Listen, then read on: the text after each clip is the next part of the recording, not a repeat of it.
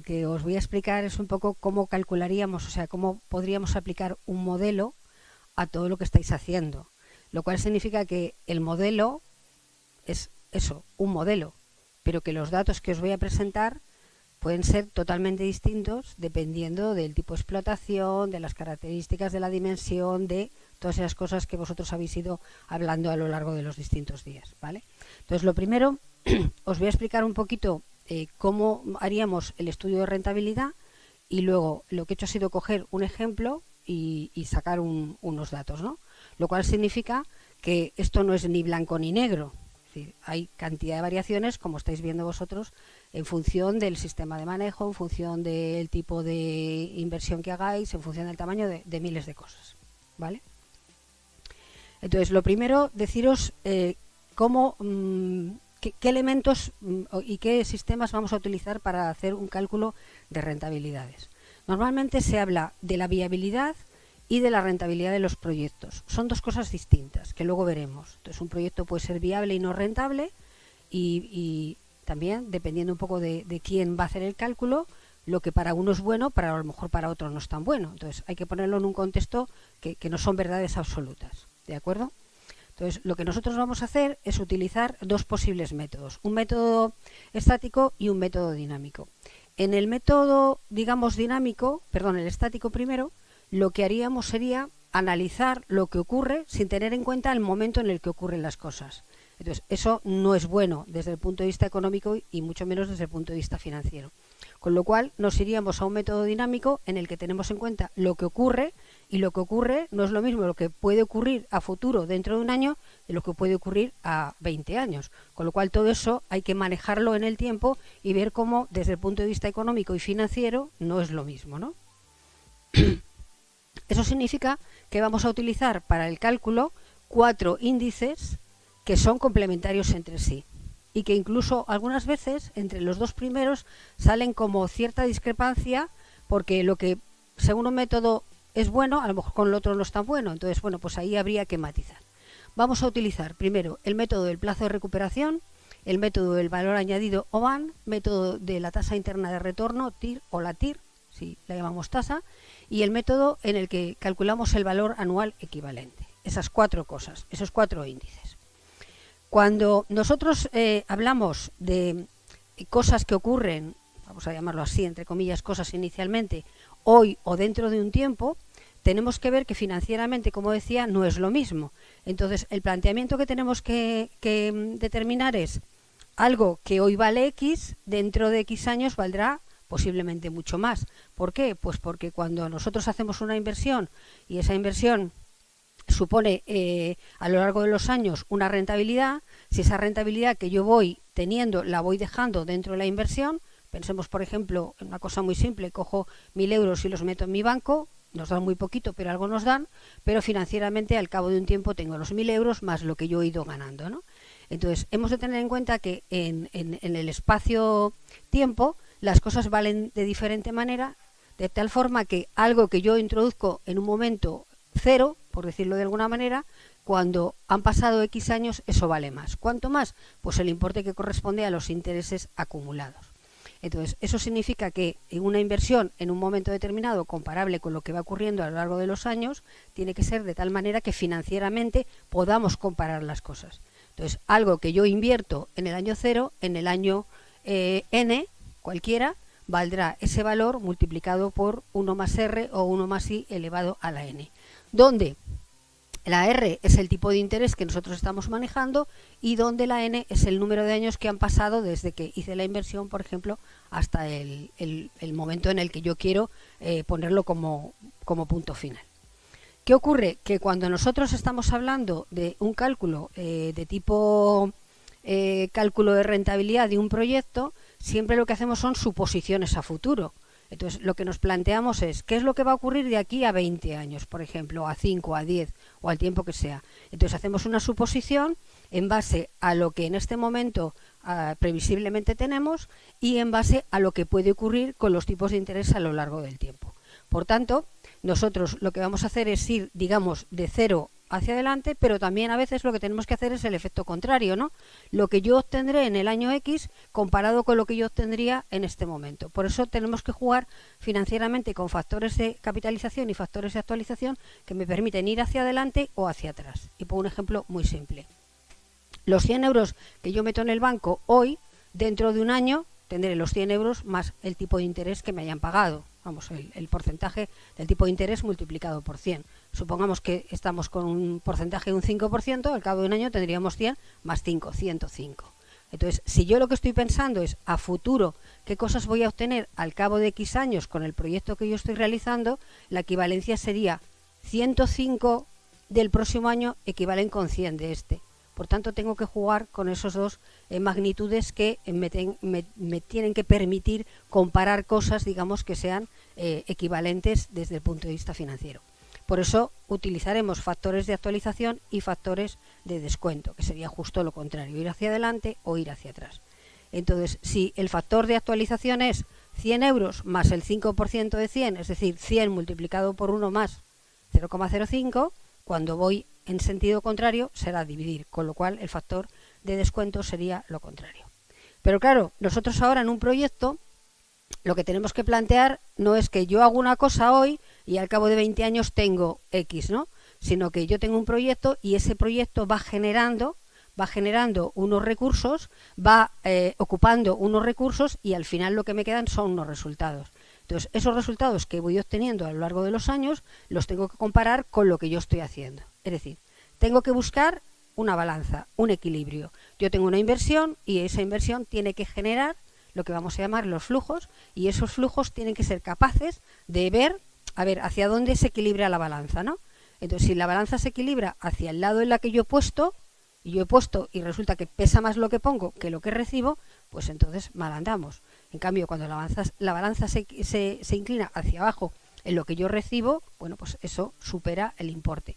Pero claro, no puedo comparar cosas que financieramente estén aquí año cero con cosas que están a un futuro. Por eso esas cosas que yo voy obteniendo, que serían los montantes que voy obteniendo a lo largo del tiempo, sí que puedo en un momento determinado compararlo con la inversión a fecha de hoy y por tanto, ¿cómo lo hago? Pues multiplicándolo por ese factor. Con lo cual, eso nos va a permitir comparar, da igual en el momento en el que se obtengan las cosas, nos va a permitir comparar unas cosas con otras, para ver hacia dónde se inclina esa balanza. El valor de lo que nosotros vamos a ir obteniendo a lo largo del tiempo es lo que se denominan los flujos netos de tesorería o flujos de caja. Esos flujos, estamos hablando de flujo, vosotros habláis mucho de agua, pues imaginaros ese agua, ¿no? Lo que es, abro un grifo, cosas que entran, pero en el grifo hay un problema, digamos, en la tubería hay un problema y hay cosas que salen. Pues esto es exactamente igual, solo que estamos hablando de unidades monetarias. Esas unidades monetarias que me van a permitir que haya cosas que entren y cosas que salgan y al final queda algo, si es que queda, hay veces que no. Entonces podemos hablar de flujos netos, dentro de lo que entra y lo que sale.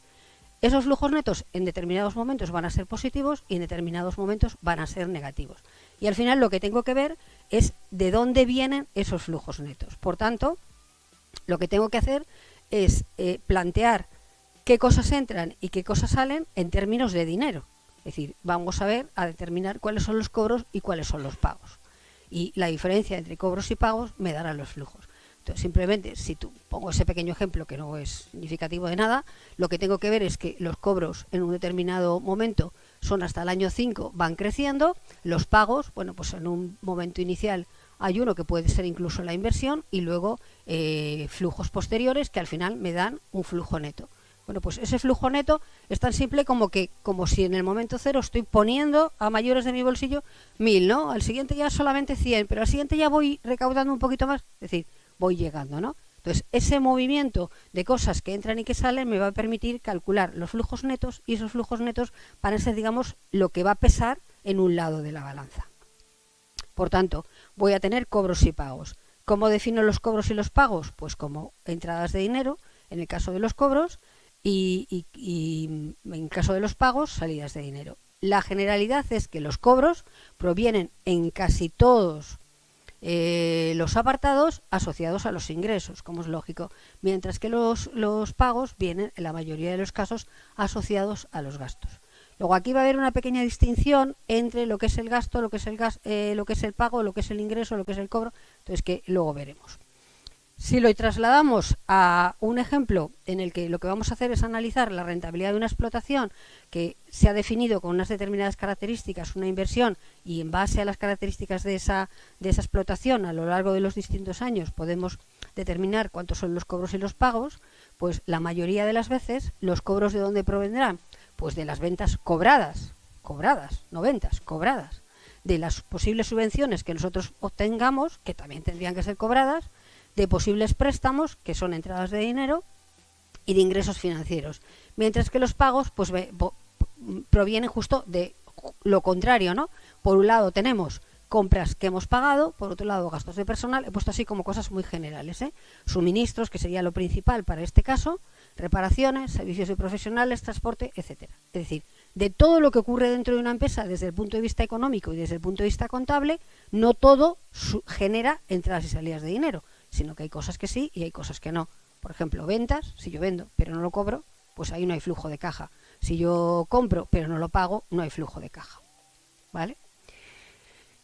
Vamos entonces ahora, hecha esa primera premisa, a definir esos 4 índices que nosotros íbamos a utilizar para hacer el cálculo de la rentabilidad. Entonces, el primero sería el plazo de recuperación. Sin saber mucho de qué va esto, si alguien dice plazo de recuperación, ¿qué intuyes? Pues es el momento en el que recuperas la inversión. ¿Vale? ¿Qué ocurre? Que la recuperación de la inversión dependerá de muchos factores. Dependerá de la magnitud de la inversión y dependerá, como estamos diciendo, de todas aquellas entradas y salidas que podamos tener posteriormente, de esos flujos de caja. Y también dependerá de que los flujos de caja se obtengan como, digamos, positivos desde el principio o tengan que pasar una serie de años hasta poder generar esos flujos positivos. En definitiva, el plazo de recuperación es el momento en que yo he recuperado la inversión. Entonces, con un ejemplo así también bastante simple, lo que vemos es que los flujos acumulados, por ejemplo, si tengo los flujos netos que están actualizados, es decir, los he llevado al momento en el que yo puedo comparar, los flujos actualizados en un momento determinado dejan de ser negativos para ser positivos, ¿no? Entonces, en el momento en que dejan de ser negativos y son positivos, lo que está ocurriendo es que en ese momento, digamos que lo que entra, el caudal que entra es mayor que el que sale. Entonces, en ese punto yo calcularía cuánto es el periodo que hemos llamado plazo de recuperación, ¿no? Que lo podemos medir en años, ¿no? De alguna manera, como vemos que están entre el año 3 y el año 4, pues la recuperación sería 3 años y pico. ¿Cómo calculamos el pico? Pues bueno, simplemente haciendo una media, y ahí podríamos definir que a los 3 años y 32, 0,32 de año, es decir, el 0,3 de un año, pues podríamos recuperar. Entonces, de alguna manera, esto me da pie a que cuando yo hago un planteamiento de la inversión, dependiendo un poco de las características que queramos plantear de la inversión, yo pueda definir si quiero recuperar mi inversión en un plazo de tiempo relativamente corto o largo, porque entonces a lo mejor si yo hago un estudio y esto se me va a 12 años, si mi idea no es recuperar la inversión en 12 años, digo, no, esto yo no lo quiero. Entonces, este factor me puede delimitar el seguir adelante o no seguir adelante, ¿vale? Entonces, primer punto, plazo de recuperación. Me da el momento en el que yo recupero la inversión. Siguiente punto, que quizás sea el más importante de todos, el índice del valor actual neto. El valor actual neto es propiamente la balanza que comentábamos, ¿no? Esa balanza en la que, ¿qué pesa más, no? Si la inversión o la recuperación de lo que yo estoy invirtiendo. Por tanto, en ese momento hay un punto en el que se igualan ambas cosas. Pero para que se puedan igualar, lo que tengo que ver es, primero, cuánto he invertido y cuánto voy obteniendo. Lo que he invertido en el momento inicial sería lo que hemos denominado el flujo cero. El flujo que normalmente, lógicamente, como es una inversión, es una salida de dinero. Mientras que los flujos 1, 2, 3, n, da igual los que sean, dependiendo del número de años, sería la diferencia entre los cobros y los pagos de cada año. Pero como lo que tenemos que hacer es, como decíamos, en esa balanza, comparar cosas que son iguales, a los flujos hay que dividirlos por el factor de actualización para que pueda yo comparar una cosa y otra. Entonces, si ese valor actual neto, pesa más, es decir, es positivo porque pesa más los flujos del 1 al n que el flujo 0, que es el de la inversión, pues ese van me va a dar algo en términos, lo que sea, pero en términos económicos, algo positivo. En cambio, cuando ese flujo 0 pese más que los otros, me va a dar negativo. Entonces, aquí yo ya puedo determinar cuánto sería o cuál sería, digamos, el criterio para desechar una inversión o no desecharla. Pues si el VAN es positivo, es que pesa más los flujos posteriores, aunque estén actualizados, que el flujo inicial, que es la inversión. Entonces yo podría decir que en ese momento el proyecto es viable. Le vamos a dar una viabilidad, independientemente de lo que luego le vayamos a sacar al proyecto, que es la rentabilidad. Entonces yo, por lo menos, si algo me da positivo, yo digo, bueno, adelante, ¿no? Siempre teniendo en cuenta también lo que decíamos antes, que el plazo de recuperación es ese periodo en el que yo puedo definir como valor, como número de años en los que recupero esa inversión, que puede ser un criterio en el que yo ya diga esto lo quiero o esto no lo quiero, ¿no? Pero si el plazo de recuperación me da más o menos igual y yo hago este cálculo, al final lo que estoy obteniendo es una viabilidad en base a que por lo menos lo que pongo sea menos que lo que obtengo, ¿vale? Entonces el proyecto es viable cuando el VAN es positivo. Entonces, en este ejemplo, lo que vemos, por ejemplo, es que al final, la suma de todos esos flujos me da positivo. Es más, esto, aunque hay aquí uno negativo, que lo que he puesto inicialmente. Entonces, ese exceso, digamos, me da positivo. Por tanto, el proyecto, digamos, que sería, desde el punto de vista económico, sería viable, ¿no? Yo ya planteo y digo, económicamente es viable, yo ya me puedo meter en este proyecto. Porque si inicialmente eso ya me queda negativo, ya no lo pienso más. Aquí ya dejo el proyecto, ¿vale? Luego ya tenemos segundo factor. Vamos con el tercero.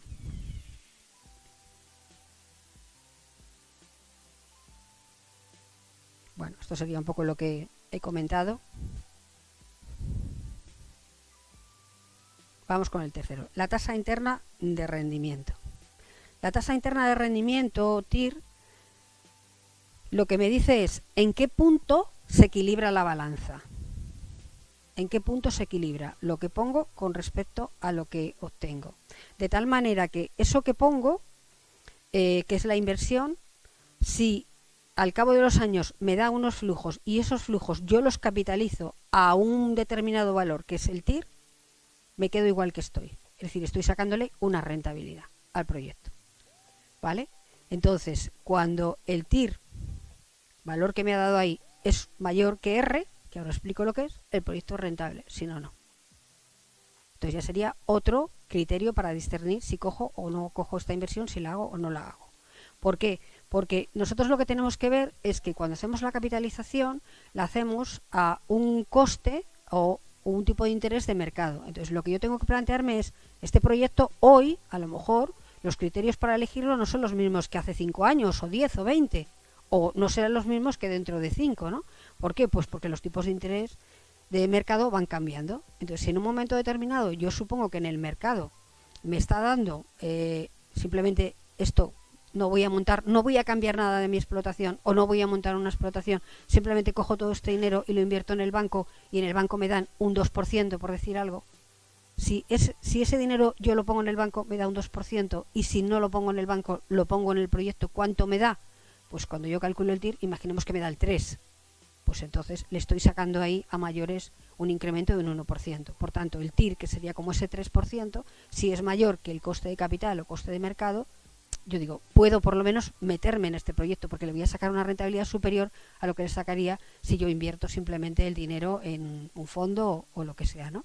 Entonces, este criterio, digo, es un poco subjetivo en el sentido de que, por un lado, primero, el TIR es el que es matemáticamente y el coste de capital es el que es, pero claro, ese coste de capital va variando en el tiempo. Entonces, lo que en un momento determinado puedo decir que es bueno, luego a lo mejor no ser tan bueno, o lo contrario, ser mejor, ¿no? Dependiendo un poco de los costes de capital que se vayan modificando, y de la coyuntura económica y de la social y de la fiscal y de las miles de cosas que hay, ¿no? Entonces, bueno, pues eso me da un valor que me ayuda, ese índice me da un valor que me ayuda a discernir si cojo o no, o no hago la inversión, en base también a los otros elementos que hemos dicho, el plazo de recuperación y el VAN. ¿De acuerdo? Bueno, cuando vamos a calcular el TIR, lo hacemos teniendo en cuenta un poco también los términos de la inversión, no solamente el valor de mercado, ¿no?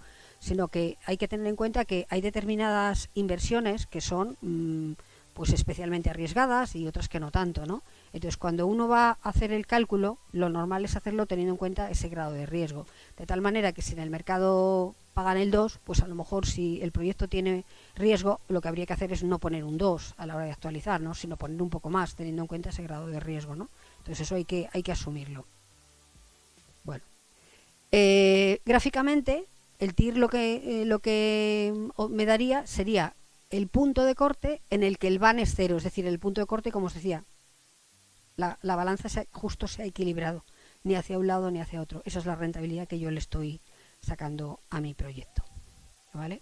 Esto está hecho, digamos, con dos factores de actualización e interpolando, pero vamos que, lógicamente, ahora existen otras formas de calcularlo con una tabla Excel simplemente. Entonces, como ya tengo 3 factores y esos 3 factores pueden darme cosas que a veces no me ayudan a discernir esta inversión sí, esta no, sobre todo cuando estoy comparando distintas cosas, el planteamiento sería el siguiente. Por ejemplo, en una inversión, en un proyecto en el que tengo una inversión de menos 100 y otra de menos 100.000, aparentemente yo podría decir, bueno, pues claro, con esta inversión de 100.000 esto es mucho más costoso, pero claro, ¿cuál es la cuestión? Que no siempre los números son lo que parecen, sino que a veces se engañan, ¿no? Entonces, en la primera, con una inversión de 100, resulta que me está dando una rentabilidad del 100% porque me están dando 20, y en cambio en la otra del 20%. Entonces, no siempre todo es blanco y negro, como decía, como aparentemente lo es, sino que hay que estudiarlo, ¿vale? Y por último llegamos al cuarto índice, que es el VAE. El VAE es algo que no se calcula muchas veces, pero que es interesante cuando se están haciendo comparaciones de distintos proyectos en los que, sobre todo, el horizonte temporal es distinto, ¿no? Por ejemplo, extrapolando a lo vuestro, quizás podemos pensar que un componente del sistema de riego en un caso puede durar 5 años y en otro puede durar 10, pero que en el caso de los 5 años cuesta de una manera, cuesta una cantidad, y en el otro cuesta otra, ¿no? Entonces, yo planteo el proyecto con estas piezas, con estos elementos, a 5 años, y en otro proyecto esto mismo, o de forma diferente, a 10 años. Entonces, ¿cómo discernir? Porque claro, ahí no puedo comparar 5, 10. Entonces, por eso se calcula lo que llamamos el valor anual equivalente, que de alguna manera lo que hace es determinar por años cuánto estaría obteniendo, en la que me dura 5 y la que me dura 10. Entonces, ahí vuelvo a encontrar una equivalencia financiera en términos de cada año. Entonces, ahí ya puedo discernir si es mejor la una o la otra, dependiendo de eso, ¿no? Entonces, bueno, pues eso habría que pensar, porque en determinados momentos uno dice, bueno, comprar esto que es muy caro, pero a lo mejor esto que es muy caro me dura más años y luego a la larga resulta mejor que algo más barato. Sí, ese tipo de cosas. Por tanto, ese valor actual anual equivalente me serviría también para definir qué cosas son buenas o no son buenas para mí. Con una hoja de cálculo simplemente sería meter unas fórmulas y yo podría calcular cualquiera de ellos, metiendo ahí esas fórmulas, haciendo una hoja de cálculo en el que yo incluyese absolutamente todo lo que es valorable, ¿no? Entonces eso es lo que luego vamos a ver. Esto sería lo que he comentado ya del tema del riesgo, que cuando el proyecto puede tener un riesgo superior, bueno, pues habría que poner un tipo de interés de rentabilidad que fuese en función de ese riesgo del proyecto, ¿no? Pues hay métodos en los que de alguna manera puedo yo corregir ese riesgo, pues multiplicándole por factores de actualización, poniendo, por ejemplo, ese alfa en los flujos, o otras cuestiones que sería considerar el R, digamos, como la suma de varios factores que podríamos tener en cuenta. Entonces, ahora vamos a hacer una distinción entre, cuando ya voy a hacer el estudio, lo que tengo que ver es que aquí hay como, dentro de lo que es la rentabilidad económica de un proyecto, hay 3 cosas, ¿no? Hay que tener en cuenta factores económicos, factores contables, factores financieros y factores fiscales. Y todo meterlo en un solo saco, para que el resultado que a mí me dé sea el resultado donde tenga en cuenta realmente todo lo que está pasando, ¿no? Entonces, desde el punto de vista contable, lo que nosotros vamos a manejar son elementos que vienen asociados a los ingresos y a los gastos. Desde el punto de vista financiero vamos a hablar de elementos que vienen asociados a los cobros y a los pagos. Entonces ya no siempre todo va a la vez, O sea, no todos los ingresos son iguales a los cobros, ni todos los gastos son iguales a los pagos. Ya hay pequeñas distinciones, ¿no? Y luego ya si metemos la parte fiscal, pues lo que habría que tener en cuenta es que del resultado de los beneficios que cualquier empresa tiene que pagar una parte a la agencia tributaria, ¿no? Entonces tenemos que contribuir, bien si somos personas físicas como personas físicas en el impuesto de la renta, o bien si somos sociedades con el impuesto de sociedades. Pero lo que está claro es que de todo lo que yo obtengo hay una parte que siempre sale. Y no solamente que sale desde el punto de vista de que es un gasto, sino que además sale ese flujo, ¿no? Porque tenemos que pagarle a la agencia tributaria esa cantidad. Por tanto, voy a tener en cuenta factores contables, factores financieros y factores de tipo fiscal. Lógicamente, cuando uno analiza el proyecto, lo que tiene que plantearse muchas veces, que son cosas que a lo mejor uno no lo hace porque está como muy inmerso, metido en la parte técnica, ¿qué sería mejor para mí al plantear este proyecto?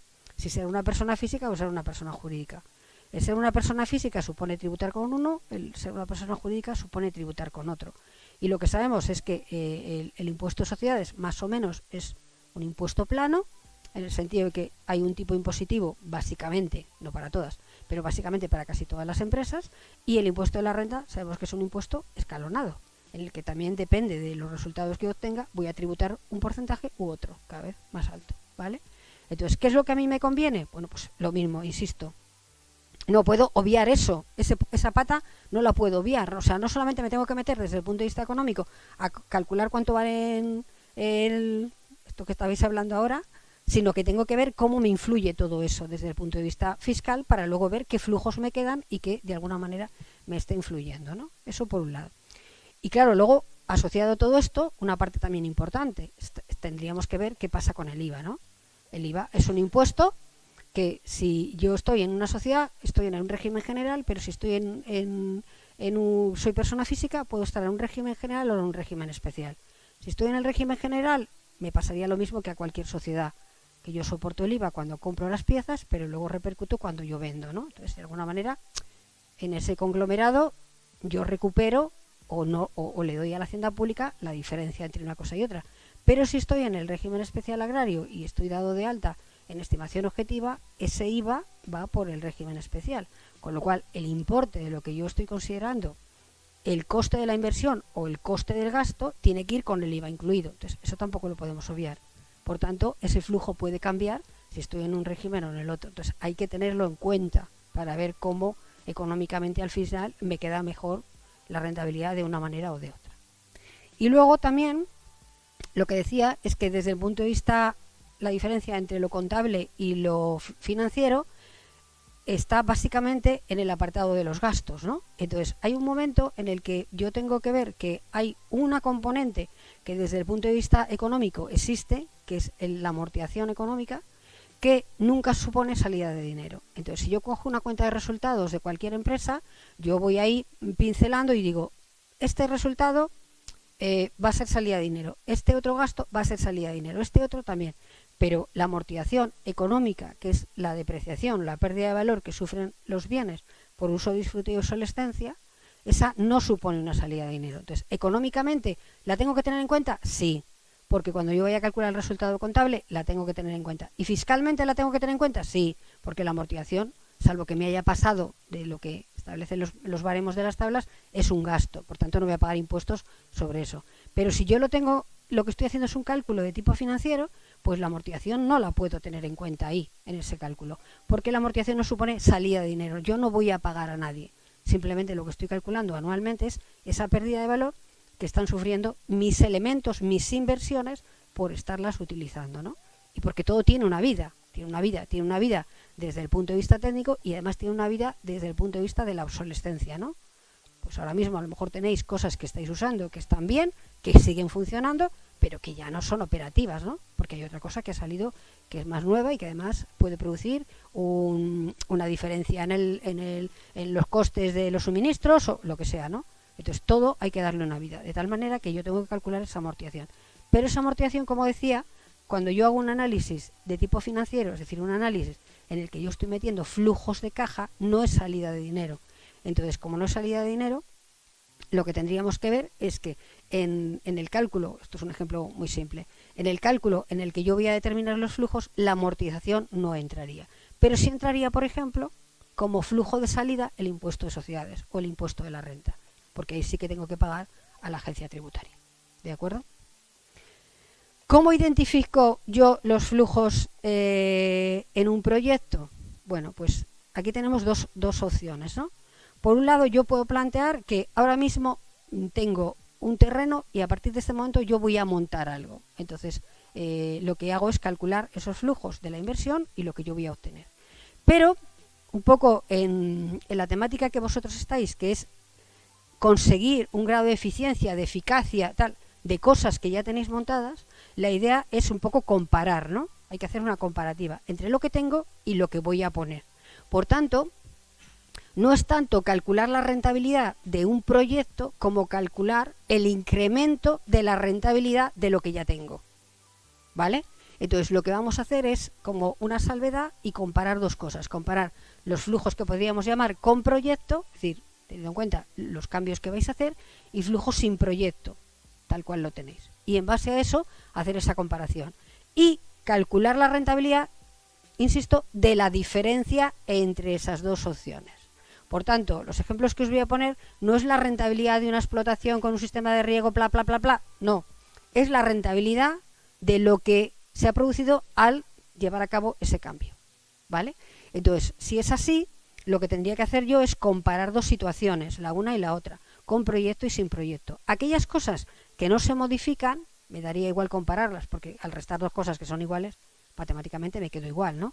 Pero si yo lo que estoy comparando es con esto, yo tenía estos costes, con esto otro voy a tener estos costes, pero para llegar a estos costes necesito hacer una inversión, si yo comparo esas dos cosas, ahí me dará unos flujos diferenciales. Por tanto, lo que yo voy a sacar del flujo diferencial sería el incremento en términos de rentabilidad con respecto a lo que tenía anteriormente. ¿De acuerdo? Identificamos los flujos al inicio y los flujos al final. Bueno, al inicio y a lo largo de los años. Los flujos al inicio sería lo que pongo en el momento cero. Hoy me estoy planteando hacer ese proyecto y entonces lo que tengo que plantear es cuánto me va a costar el proyecto. Que tengo que asumir una cantidad de dinero, pero que lo tengo que pensar que no es un coste, sino una inversión. Porque todo esto que yo voy a cambiar son elementos que a mí me van a durar un determinado periodo de tiempo, ¿no? Y que tengo que amortizarlos. Entonces, no es un gasto de un año, no son fungibles que se consumen este año y se acabó, sino son elementos que me van a durar un tiempo. Por tanto, la inversión, lo que me va a suponer, perdón, ahí hay un error, la inversión es negativa. Lo que me va a suponer es una salida de flujos de dinero frente a lo que es la posible entrada, siempre en el momento inicial estoy hablando, de los modos de financiación. Entonces aquí podemos presentar como 3 modos de financiación que serían los más habituales para un proyecto de este tipo, ¿no? Que serían, por un lado, hacer todo lo que es la transformación con fondos propios, es decir, el agricultor tiene suficiente liquidez para poder hacer esa aportación, buscar fondos ajenos vía, en este caso, un préstamo, que sería lo más sencillo, o buscar otro tipo de ayudas. Lógicamente, como decía, los préstamos y las ayudas van a suponer entradas de dinero, ahí, aunque luego tengan su correspondiente contrapartida, pero en principio al inicio supone entradas de dinero frente a la inversión, que sería pues lo contrario, unas salidas de dinero. Vale. Y eso serían los flujos al inicio. Los flujos al inicio, y he puesto aquí un ejemplo de un préstamo en el que nosotros podríamos plantear un préstamo. Los préstamos son de muchas, es decir, hay como 2 o 3 grupos de préstamos así, pero luego hay muchas variaciones del préstamo, ¿no? Entonces, lo que yo quería presentar con esta tabla, que da igual los números que aparezcan ahí, es que cuando hacemos un préstamo, siempre lo que tenemos que tener en cuenta es que de la cantidad prestada se devuelve eso más los intereses, lógicamente, ¿no? Entonces, en un momento determinado, nosotros asociaremos lo que llamamos la cuota de amortización como la cantidad de dinero, que es el valor del préstamo, y la cuota de interés como los intereses que han supuesto el ir pagando paulatinamente. Entonces, la suma de los dos, lógicamente, no me da la cantidad prestada. La suma de los dos me da o bien la anualidad o la semestralidad, es decir, yo me comprometo a la entidad bancaria a pagarle una cantidad de dinero en concepto de cuota de amortización para ir devolviendo lo que me prestaron, más una cuota de intereses, y lo puedo hacer de muchas maneras. Lo puedo hacer una vez al año, 2 veces al año, con una semestralidad, lo puedo hacer todos los meses, lo puedo hacer cada 2, lo puedo hacer de diferentes maneras. Y entonces, eso que tengo yo que definir muy bien, lo tengo que definir en base a una serie de criterios. Lógicamente, inversión y financiación tiene que ir juntas. Entonces, un poco pensando, ¿cuántas cosechas soy yo capaz de sacar al año? Una, pues a lo mejor la cuota de amortización del préstamo debería de ser solamente una vez al año, para que cuando genere los flujos de la venta tenga yo capacidad para pagar las cuotas de amortización del préstamo. ¿Cuántas ventas tengo al cabo del año? Pues tengo 2 cosechas o 2 momentos en los que puedo vender. Pues voy a hacer que los pagos sean 2 veces al año. Siempre esa correlación, de tal manera que los cobros y los pagos pues vayan un poco unidos, ¿no? Puedo plantear un préstamo a X años, a menos años, dependiendo de eso, lógicamente, tendré que pagar más rápido o menos rápido. Puedo plantearlo con años de carencia, que sería como los primeros años no pagar nada, como que se va acumulando y luego empezar a pagar a partir de un momento. Es decir, el préstamo siempre lo tengo que ajustar a lo que mejor me convenga en base a la inversión. Porque, ¿qué puede ocurrir? Pues que a lo mejor la inversión que vayáis a realizar no es necesario hacerla toda de un golpe, se puede hacer en varios años. Pues entonces a lo mejor lo que tengo que plantear es pedir prestado una cantidad, luego pedir otra y luego otra, por ejemplo, ¿no? O teniendo en cuenta que hasta el cabo de 2 años no puedo empezar yo a generar flujos positivos, pues intentar negociar con el banco unos años de carencia. Es decir, estos primeros años no pago nada, que se me acumula, lógicamente, pero por lo menos yo consigo de eso que cuando llega el momento de empezar a generar, tenga, lo que decía, esa liquidez para poder efectuar el reembolso del préstamo. Bueno, esos préstamos, como decía, son muy diferentes, pero siempre teniendo en cuenta que tienen que adaptarse al tipo de inversión.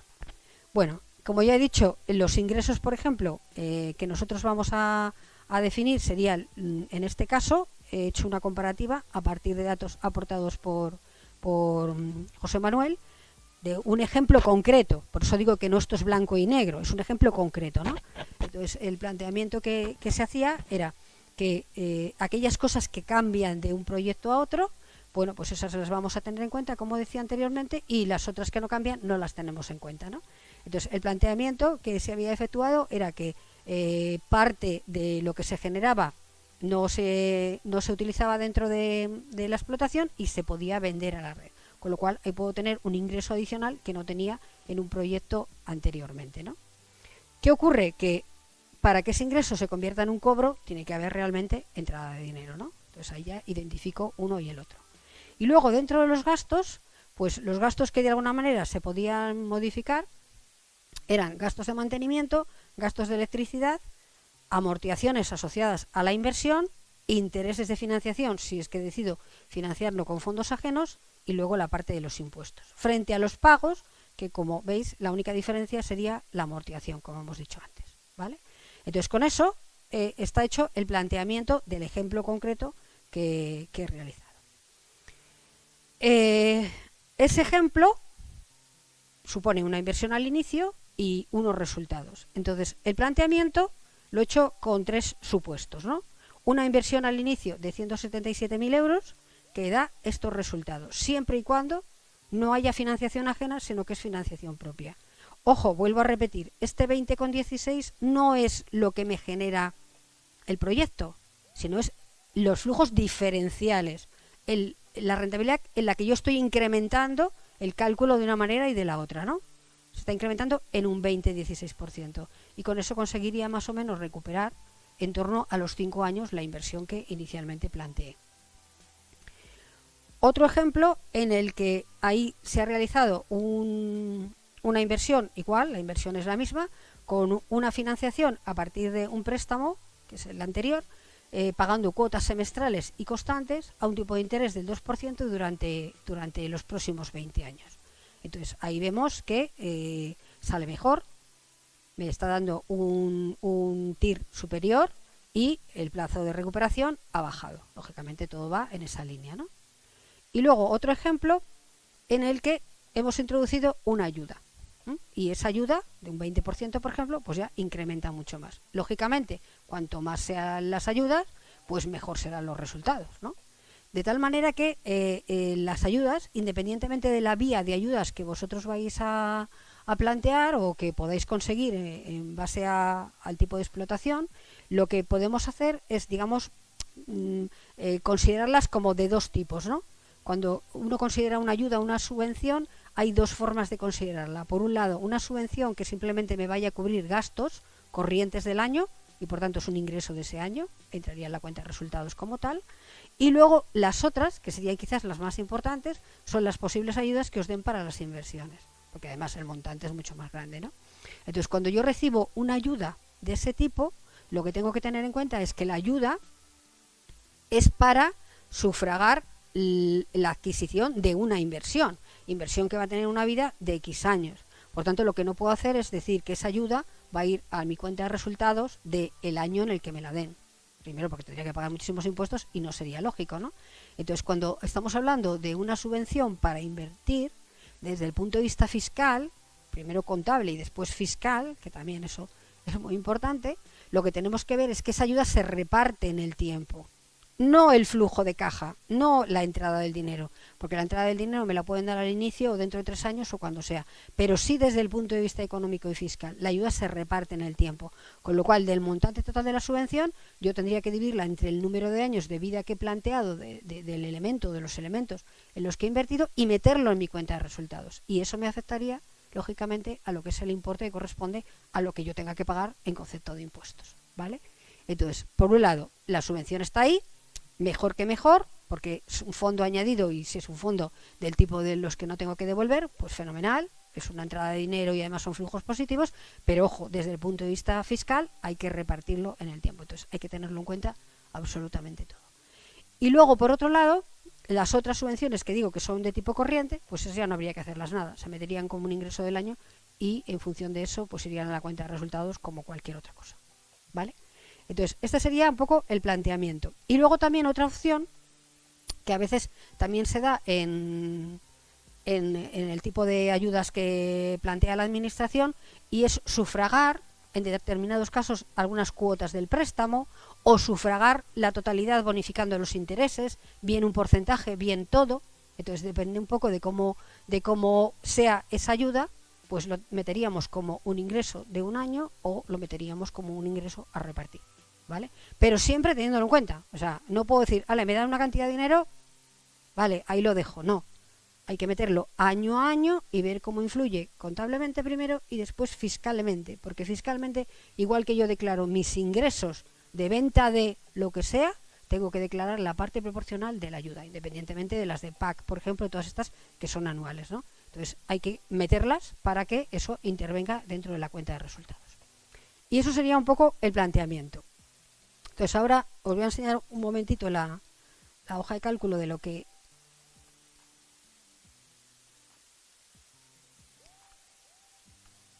A ver.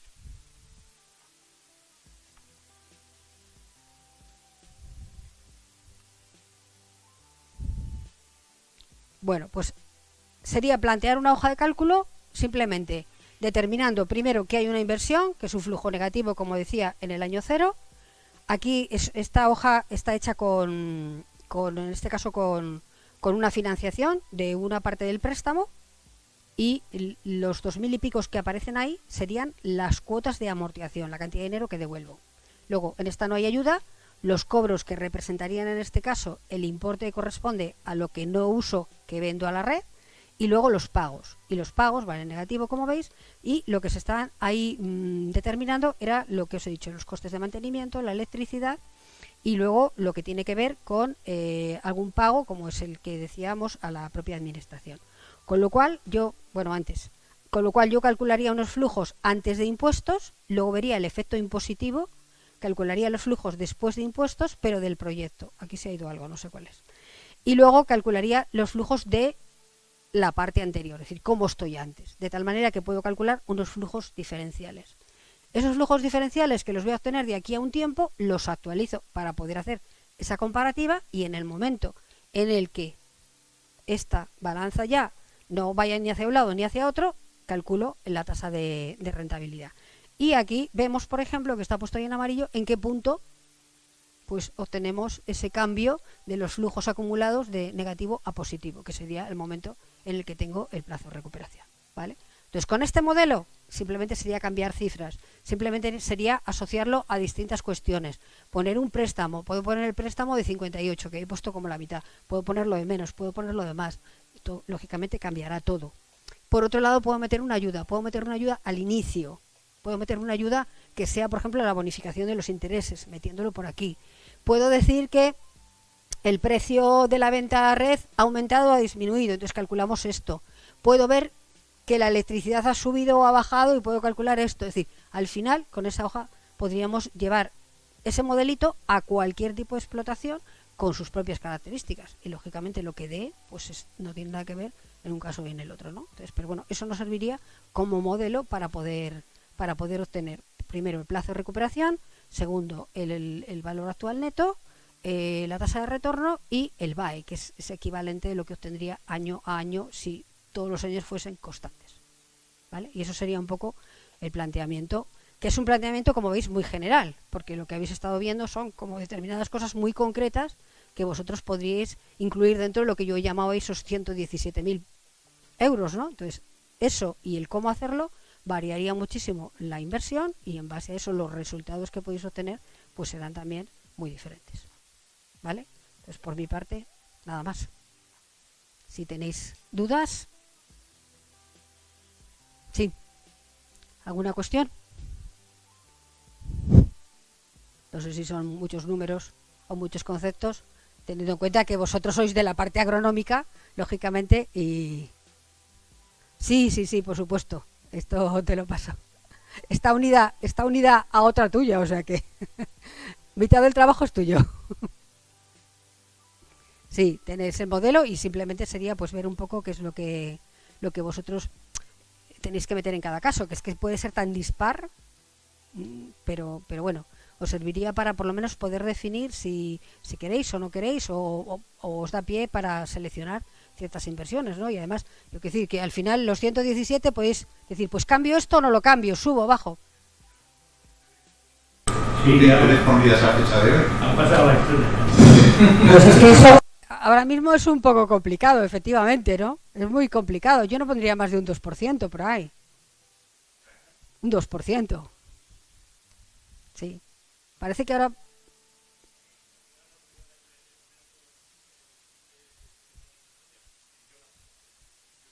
Lo vamos a hacer. Sí. Lo vamos a hacer. Y además lo que quiero es en la hoja de cálculo también dejar ciertas cosas para que no las podáis mover. Para que metáis el dato y no se mueva. De hecho, fijaos que ahora mismo a mí se me ha movido algo. O sea que ahí se me ha movido algo y por eso el resultado cuando lo he pasado de un ordenador a otro. Sí, supongo que lo que harán será todos los días para daros todas las ponencias a la vez. No sé si la van a colgar en la DINEA, si Byron... Ahora mismo no sé deciros. Pero vamos, estará todo ahí colgado sin problema. ¿Vale?